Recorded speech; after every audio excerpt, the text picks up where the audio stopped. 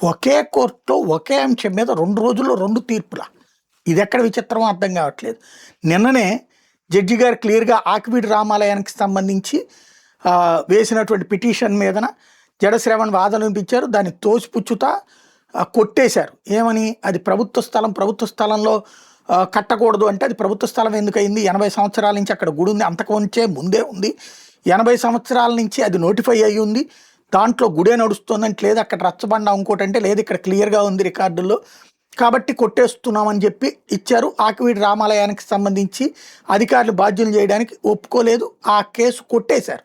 అయితే ఇప్పుడు ఆకివీడు రామాలయానికి అనుమతులు ఇచ్చినటువంటి కలెక్టర్, మున్సిపల్ కమిషనరు, నిర్మాణానికి సిఫార్సు చేసిన 18 మంది కౌన్సిలర్లు, ప్రభుత్వ ప్రధాన కార్యదర్శి మీదన కోర్టు దిక్కని చర్యలు తీసుకోవాలి. సుప్రీంకోర్టు నిబంధనలు పాటించకుండా ప్రభుత్వ స్థలంలో మతపరమైన కట్టడానికి, ఆకివీడులో నిర్మాణానికి నో అబ్జెక్షన్ సర్టిఫికేట్ జారీ చేశారు కలెక్టరు, కమిషనరు, ఆర్డీఓ, తహసీల్దారు. వాళ్ళ మీద కోర్టు దిక్కని పిటిషన్ దాఖలు చేయాలంటూ వేసిన పిటిషన్ మీదన ఇవాళ జస్టిస్ మానవేంద్ర రాయ్ ధర్మాసనం ముందు వచ్చినటువంటి జడ్జి గారి ముందు వచ్చినటువంటి సందర్భంలో తుహిన్ కుమార్ల ధర్మాసనం ముందు వచ్చింది. దాన్ని నిన్ననే ఆ తీర్పు ఇచ్చినప్పుడు ఇది కొట్టేయాలి. అది సింగల్, ఇక్కడ డబుల్ బెంచ్ అయిందనమాట. ఇప్పుడు వాళ్ళకి కోర్టు ధిక్కార్ నోటీసులు ఇచ్చిందట. ఒకే కోర్టు అది గుడే 80 ఏళ్ళ నుంచి గుడే ఉందని తీర్పిస్తే ఇప్పుడు కోర్టు ధిక్కరణ కిందన ప్రభుత్వ స్థలంలో గుడి కట్టారని చెప్పేసి, కట్టడానికి అనుమతి ఇచ్చారని చెప్పేసి ఇప్పుడు వీళ్ళకి నోటీసులు ఇవ్వమందట.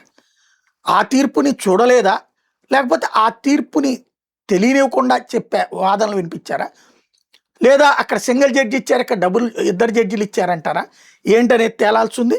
అయితే దీంట్లో రాజకీయ ప్రయోజనాలతో పోలీసులు దురహంకారంతో ప్రజలను భయభ్రాంతులకు గురి చేస్తున్న వాళ్ళకి త్వరలో న్యాయస్థానాల ద్వారా సమాధానం చెప్తామంటూ జడశ్రవణ్ చెప్తుంటే, సుప్రీంకోర్టుకి వెళ్ళి అయినా సరే న్యాయాన్ని గెలిపిస్తామని ఆయన చెప్తా ఉంటే, ఇంకో పక్కన రఘురామకృష్ణరాజు ఇదంతా డ్రామా తప్పించి ఏం లేదు, ఆల్రెడీ ప్రభుత్వ అనుమతితో జరిగింది, ప్రభుత్వ స్థలం కూడా కాదు అది, అంతకుముందు ఉన్నటువంటి ఎప్పటి నుంచో 80 ఏళ్ళ నుంచి ఉన్నటువంటి గుడి అనేది కోర్టే తీర్పు ఇచ్చింది.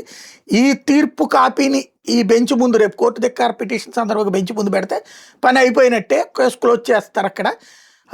ఈ కోర్టు ధిక్కరణ ఇట్లాంటిది ఏమీ ఉండదు, ఇది కావాలని ఆడుతున్న డ్రామా తప్పించి మరేం లేదని రఘురామకృష్ణరాజు వాదిస్తున్నారు. ఏం జరుగుతుందో చూడాలి.